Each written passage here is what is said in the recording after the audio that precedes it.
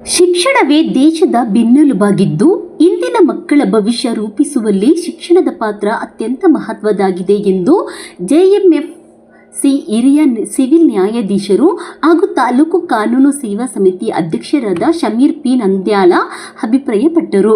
ನಗರದ ಕೋರ್ಟ್ ಆವರಣದಲ್ಲಿ ತಾಲೂಕು ಕಾನೂನು ಸೇವಾ ಸಮಿತಿ, ವಕೀಲರ ಸಂಘ, ಕಾರ್ಮಿಕ ಇಲಾಖೆ ಹಾಗೂ ಪೊಲೀಸ್ ಇಲಾಖೆ ಸಂಯುಕ್ತ ಆಶ್ರಯದಲ್ಲಿ ಹಮ್ಮಿಕೊಂಡಿದ್ದ ವಿಶ್ವ ಬಾಲ ಕಾರ್ಮಿಕರ ವಿರೋಧಿ ದಿನಾಚರಣೆ ಜಾಗೃತಿ ಕಾರ್ಯಕ್ರಮಕ್ಕೆ ಚಾಲನೆ ನೀಡಿ ಅವರು ಮಾತನಾಡಿದರು.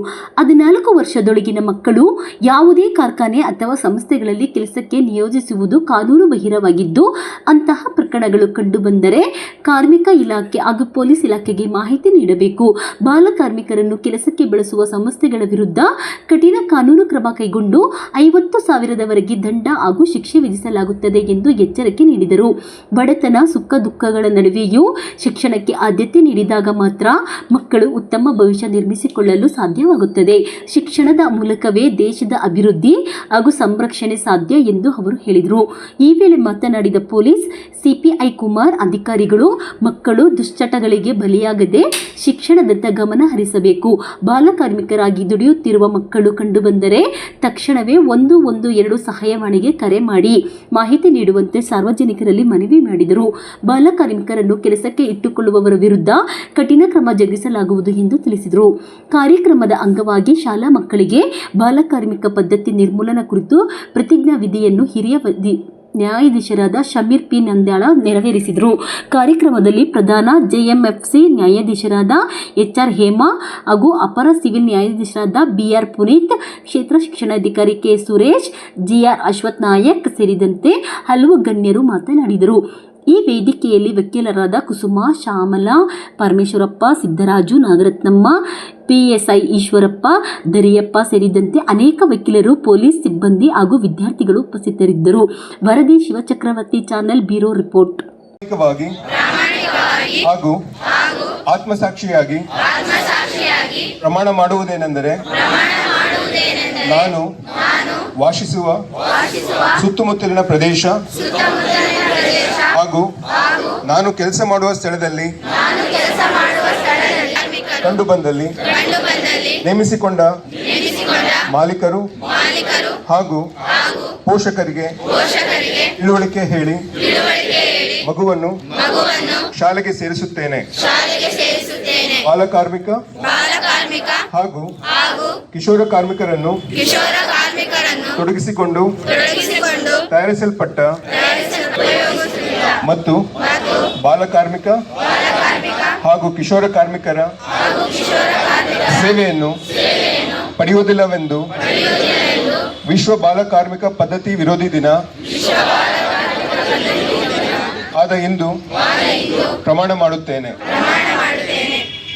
ಸಮಾಜ ಮತ್ತು ಕುಟುಂಬದ ಮೇಲೆ ಉಂಟಾಗ್ತಕ್ಕಂತಹ ವೈಪರೀತ್ಯಗಳನ್ನು ಆಧರಿಸಿ ಜೀವನ ಯಾವ ರೀತಿ ಅಸ್ತವ್ಯಸ್ತವಾಗುತ್ತೆ ಅನ್ನುವಂಥದ್ದನ್ನು ಸಾಹೇಬರು ಭಾಳ ಚೆನ್ನಾಗಿ ಮನವರಿಕೆ ಮಾಡಿಕೊಟ್ಟಿದ್ದಾರೆ.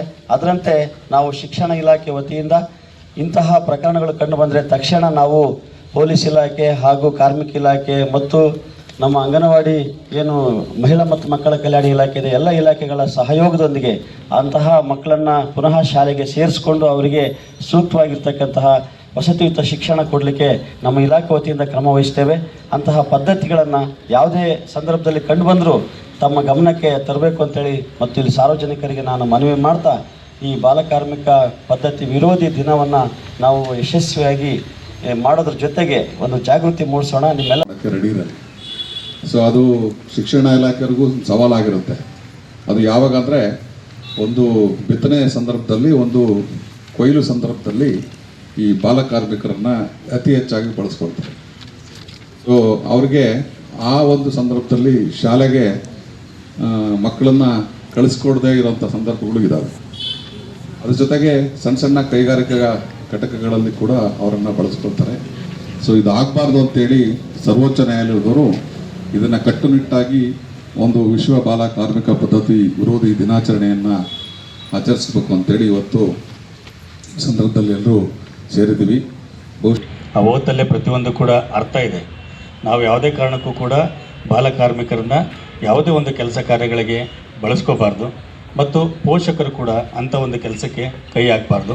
ಒಂದು ವೇಳೆ ತಮಗೇನಾದರೂ ಬಾಲಕಾರ್ಮಿಕರು ಹೋಟೆಲಲ್ಲೋ ಅಥವಾ ಟೀ ಶಾಪಲ್ಲೋ ಅಥವಾ ಎಲ್ಲೋ ನಿಮ್ಮ ಕಣ್ಣಿಗೆ ಬಿದ್ದಾಗ ಕೂಡಲೇ 112 ನಮ್ಮ ಪೊಲೀಸ್ ಎಮರ್ಜೆನ್ಸಿ ನಂಬರ್ 112ಕ್ಕೆ ತಾವು ಯಾರಾದರೂ ಮಕ್ಕಳಾಗಿರ್ಬೋದು, ಶಿಕ್ಷಕರಾಗಿರ್ಬೋದು, ಸಾರ್ವಜನಿಕರಾಗಿರ್ಬೋದು ತಿಳಿಸಿದ್ರೆ ಕೂಡಲೇ ನಾವು ಮತ್ತು ಕಾರ್ಮಿಕ ಇಲಾಖೆ ಅಧಿಕಾರಿಗಳು ತೆರಳಿ ಆ ಮಾಲೀಕರಿಗೆ ಬುದ್ಧಿವಾದ ಜೊತೆಗೆ ಕಾನೂನಿನ ಎಚ್ಚರಿಕೆಯನ್ನು ಕೂಡ ನೀಡಿ ಆ ಮಗುವಿಗೆ ಏನು ಪುನರ್ವಸತಿಯನ್ನು ಕಲ್ಪಿಸಬೇಕು ಅದನ್ನು ಕಾರ್ಮಿಕ ಇಲಾಖೆ ಮತ್ತು ಮಹಿಳಾ ಮತ್ತು ಮಕ್ಕಳ ಕಲ್ಯಾಣಕ್ಕೆ ಹಾಗೂ ಮಕ್ಕಳ ಚೈಲ್ಡ್ ವೆಲ್ಫೇರ್ ಕಮಿಟಿಯ ಮುಖಾಂತರವಾಗಿ ಅವರಿಗೆ ಸರ್ಕಾರದಿಂದ ಸಿಗ್ತಕ್ಕಂಥ ಎಲ್ಲ ಸೌಲಭ್ಯಗಳ ಜೊತೆಗೆ ಆ ಮಕ್ಕಳಿಗೆ ಒಳ್ಳೆಯ ಎಜುಕೇಷನನ್ನು ಕೊಡ್ತಕ್ಕಂಥ ಕೆಲಸವನ್ನು ಮಾಡ್ತೀವಿ. ಮತ್ತು ನೀವೆಲ್ಲರೂ ಕೂಡ ಏನು ಶಾಲಾ ಶಿಕ್ಷಕರಿರ್ಬೋದು, ವಿದ್ಯಾರ್ಥಿಗಳಿರ್ಬೋದು, ನಿಮ್ಮ ಈಗಾಗಲೇ ನಮ್ಮ ಸಾಹೇಬ್ರು ಹೇಳ್ದಂಗೆ ಯಾರಾದರೂ ಮಕ್ಕಳು ಬರ್ತಾಯಿದ್ದು ಆಬ್ಸೆಂಟ್ ಆಗ್ತಾ ಇದ್ದಾರೆ, ಬರ್ತಾ ಇಲ್ಲ ಅಂತಂದರೆ ಖಂಡಿತ ಆ ಶಾಲೆಯ ಶಿಕ್ಷಕರು ಅದನ್ನು ಐಡೆಂಟಿಫೈ ಮಾಡಬೇಕು. ವಿಲೇಜ್ಗಳಲ್ಲಿ ಆಶಾ ಕಾರ್ಯಕರ್ತರಿರ್ಬೋದು, ಅವರು ಕೂಡ ಐಡೆಂಟಿಫೈ ಮಾಡಿ ತಿಳಿಸಿದರೆ ಆ ಮಕ್ಕಳನ್ನ ಮುನ್ನೆಲೆಗೆ ಮತ್ತು ಉತ್ತಮವಾದ ಎಜುಕೇಷನನ್ನು ಕೊಡಲಿಕ್ಕೆ ಅನುಕೂಲ ಆಗುತ್ತೆ ಅಂತ ಹೇಳ್ತಾ, ತುಂಬ ಬಿಸಿಲಿರೋದ್ರಿಂದ ಮಕ್ಕಳುಗಳಿಗೆ ನಮಗೆಲ್ರಿಗೂ ಗೊತ್ತಿರೋ ಹಾಗೆ ಶಿಕ್ಷಣ ನಮ್ಮ ಜೀವನಕ್ಕೆ ಅತ್ಯಮೂಲ್ಯ. ಶಿಕ್ಷಣ ಏನಿದೆ ನಮಗೆ ಬಹಳ ಅವಶ್ಯಕವಾಗಿದೆ. ನಮ್ಮ ಮನೆಯಲ್ಲಿ, ನಮ್ಮ ಜೀವನದಲ್ಲಿ ಬಹಳಷ್ಟು ಕಷ್ಟ ಇರ್ಬೋದು, ಆ ಎಲ್ಲ ಕಷ್ಟಕ್ಕೂ ಪರಿಹಾರ ಶಿಕ್ಷಣ. ನಮಗೆ ಸಾಮಾಜಿಕವಾಗಲಿ, ಆರ್ಥಿಕವಾಗಲಿ, ಇಲ್ಲ ವೈಯಕ್ತಿಕವಾಗಲಿ ಏನೇ ಸಮಸ್ಯೆ ಇದ್ದರೂ ಅದಕ್ಕೆ ಶಿಕ್ಷಣನೇ ಪರಿಹಾರ. ಸೊ ಅದಕ್ಕೆ ನಿದರ್ಶನ ಅಂದರೆ ಅಂಬೇಡ್ಕರ್ ಅವರು. ಅವ್ರ ಮನೆಯಲ್ಲಿ ಎಷ್ಟು ಬಡತನ ಇದ್ದರೂ ಕೂಡ, ಎಷ್ಟು ಕಷ್ಟದಲ್ಲಿದ್ದರೂ ಕೂಡ ಅವರು ಶಿಕ್ಷಣನೇ ಪಡ್ಕೊಂಡ್ರು. ಮೊದಲು ಶಿಕ್ಷಣಕ್ಕೆ ಬಹಳ ಆದ್ಯತೆ ನೀಡಿ ಅವರು ಜೀವನದಲ್ಲಿ ಮುಂದೆ ಬಂದರು. ಬರೀ ಅವ್ರ ಜೀವನ ಅಷ್ಟೇ ಅಲ್ಲ, ಎಲ್ಲ ನಮ್ಮ ದೇಶದ ಜನತೆಯ ಜೀವನವನ್ನು ಬದಲಾಯಿಸಿದ್ರು ಅವರು. ಸೊ ಅದಕ್ಕೆ ಬಹಳ ಒತ್ತು ನಾವು ಮಕ್ಕಳ ಶಿಕ್ಷಣಕ್ಕೆ ನೀಡಬೇಕಾಗಿದೆ. ನಮ್ಮ ಸಂವಿಧಾನವೂ ಕೂಡ ಹೇಳುತ್ತೆ 14 ವರ್ಷವರೆಗೆ ಏನು ಉಚಿತ ಶಿಕ್ಷಣ ನೀಡಬೇಕು ಅಂತ ಹೇಳಿ. ಅದನ್ನು ಸರ್ಕಾರ ಕೊಡುವ ಪ್ರಯತ್ನ ಮಾಡ್ತಾ ಇದೆ. ತಾವೆಲ್ಲರೂ ಕೂಡ ಅದರ ಸೌಲಭ್ಯನ ಪಡ್ಕೊಳ್ತಾ ಇದ್ದೀರಾ. ಅದು ಏನಾದರೂ ಬರೀ 7th ಅಂತ ನಾವು ಎಕ್ಸ್ಟೆಂಡ್ ಮಾಡಿಕೊಡಿದ್ದೇವೆ. ಇನ್ನೊಂದು 3 ವರ್ಷ ಆದರೆ ಇನ್ನೂ ನಮ್ಮ ದೇಶಕ್ಕೆ ಒಳ್ಳೆಯದಾಗುತ್ತೆ ಅಂತ ಹೇಳಿ ನಾನು ಭಾವಿಸ್ತೇನೆ. ಸೊ ಈ ಕಾರ್ಯಕ್ರಮಕ್ಕೆ ಈಗ ಎಲ್ಲರೂ ಕೂಡ ಬಂದಿದ್ದೀರಾ. ಈ ಕಾರ್ಯಕ್ರಮ ಮುಖ್ಯವಾಗಿ ನಾವೆಲ್ಲರೂ ಕೂಡ ಒಂದು ಪ್ರಮಾಣ ವಚನವನ್ನು ತೆಗೆದುಕೊಳ್ಬೇಕಾಗಿದೆ. ನಾನು ಆ ಪ್ರಮಾಣ ವಚನ ಓದ್ತೇನೆ, ನನ್ನ ಜೊತೆಗೆ ಎಲ್ಲರೂ ಕೂಡ ಪ್ರಮಾಣ ವಚನವನ್ನು ಸ್ವೀಕರಿಸಿ ಅಂತ ಕೇಳ್ಕೊಳ್ತೇನೆ. ಸೊ ಎಲ್ಲರೂ ಕೂಡ ಇದು ಮಾಡ್ಬೋದಲ್ವಾ? ನಿಮ್ಮ ಶಾಲೆಯಲ್ಲಿ ನಿಮ್ಮ ಯಾರೋ ಫ್ರೆಂಡ್ಸು ಯಾರು ಬಂದಿಲ್ಲ ಶಾಲೆಗೆ, ಭಾಳ ದಿವಸದಿಂದ ಬರ್ತಾ ಇಲ್ಲ, ಅವರು ಓದೋದು ಬಿಟ್ಟು ಕೆಲಸಕ್ಕೆ ಏನಾದರೂ ಸೇರಿಸಿದ್ದಾರೆ ಅವರಿಗೆ ಅಂತ ಏನಾದ್ರು ಕಂಡು ಬಂದಲ್ಲಿ ಅದ್ರ ಬಗ್ಗೆ ನಿಮ್ಮ ಶಿಕ್ಷಕರಿಗೆ ಮಾಹಿತಿ ಕೊಡಿ. ಎಲ್ಲರೂ ಕೊಡ್ತೀರಲ್ವಾ? ನೀವು ಕೊಡೋದಾದರೆ ನಾವು ಈ ದಿವಸ ಈ ಮಾಡಿದ ಕಾರ್ಯಕ್ರಮ ಎಲ್ಲ ಸಾರ್ಥಕತೆ ಆಗುತ್ತೆ. ಎಲ್ರಿಗೂ ಆಲ್ ದ ಬೆಸ್ಟ್. ಎಲ್ಲರೂ ಕೋರ್ಟ್ ನೋಡಿದ್ರೆ ಈಗ ಚೆನ್ನಾಗಿ ಅನಿಸ್ತಾ? ಅಲ್ಲಿದ್ರ ನ್ಯಾಯಾಧೀಶರಿದ್ರ ಒಳಗಡೆ ಇದ್ದಿಲ್ಲ ಅಲ್ವಾ? ಇದ್ದಾಗ ಯಾವಾಗಾದ್ರೂ ನೋಡ್ಬೇಕಾ? ಆಯ್ತು, ಹಾಗಾದ್ರೆ ಈಗ BO ಸರ್ ಇಲ್ಲೇ ಇದ್ದಾರೆ. ಸೊ ಏನು ಟರ್ನ್ ವೈಸ್ ಎಲ್ಲರಿಗೂ ಒಂದೇ ಸತಿ ನಮಗೆ ಅಕೊಮಡೇಟ್ ಮಾಡ್ಲಿಕ್ಕೆ ಆಗಲ್ಲ ಕೋರ್ಟಲ್ಲಿ. ಬಟ್ ಒಂದು 25 ಜನ ಬ್ಯಾಚ್ ಮಾಡಿ, ನಮ್ಮದು ಹೇಗಿದ್ರು 3 ಕೋರ್ಟ್ ರನ್ ಆಗ್ತಿರುತ್ತೆ. ಸೊ ತಾವು ಒಂದು ಬ್ಯಾಚ್ ಮಾಡಿ ಬೇರೆ ಬೇರೆ ಟೈಮಿಂಗ್ ಕಳಿಸ್ಕೊಟ್ರೆ ತಾವು ಅಲ್ಲಿ ಏನು ನಮ್ಮದು ಪ್ರೊಸೀಡಿಂಗ್ಸ್ ನಡೆಯುತ್ತೆ ಅದನ್ನ ನೋಡ್ಬೋದು. ಎಲ್ಲರೂ ಕೂಡ ಬರ್ತೀರಾ ನೋಡ್ಲಿಕ್ಕೆ? ಸ್ಕೂಲ್ ಈಗ ಸ್ಟಾರ್ಟ್ ಆಗಿದೆ, ಸಿಲೆಬಸ್ ಇನ್ನೂ ಅಷ್ಟು ಪ್ರೆಷರ್ ಇಲ್ಲ ಅಂತ ಅನ್ಕೊಳ್ತೇನೆ. BO ಸರ್ಗೆ ಈ ಮೂಲಕನೇ ಮನವಿ ಮಾಡ್ತೇನೆ, ಈ ತಿಂಗಳಲ್ಲೇ ಬೇಕಾದರೆ ಎಲ್ರಿಗೂ ಕೂಡ ಟರ್ನ್ ವೈಸ್ ಕಳಿಸ್ಕೊಡಿ ಸರ್. ಆಲ್ ದ ಬೆಸ್ಟ್ ಎಲ್ರಿಗೂ.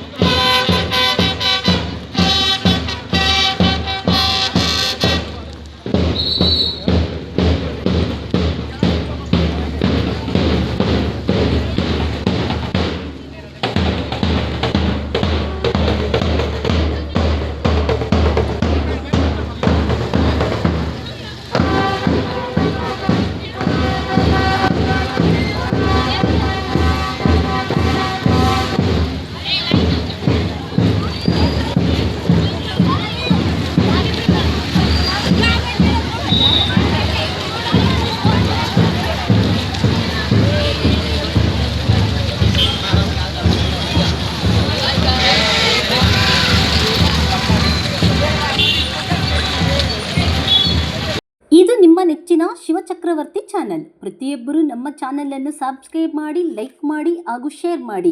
ತಾಜಾ ಸುದ್ದಿಗಳು, ಜನಪರ ವಿಚಾರಗಳು, ತನಿಖಾತ್ಮಕ ವರದಿಗಳು ಮತ್ತು ಭ್ರಷ್ಟಾಚಾರದ ವಿರುದ್ಧದ ವಿಶೇಷ ಸುದ್ದಿಗಾಗಿ ಶಿವಚಕ್ರವರ್ತಿ ಚಾನೆಲ್ ವೀಕ್ಷಿಸುತ್ತೀರಿ.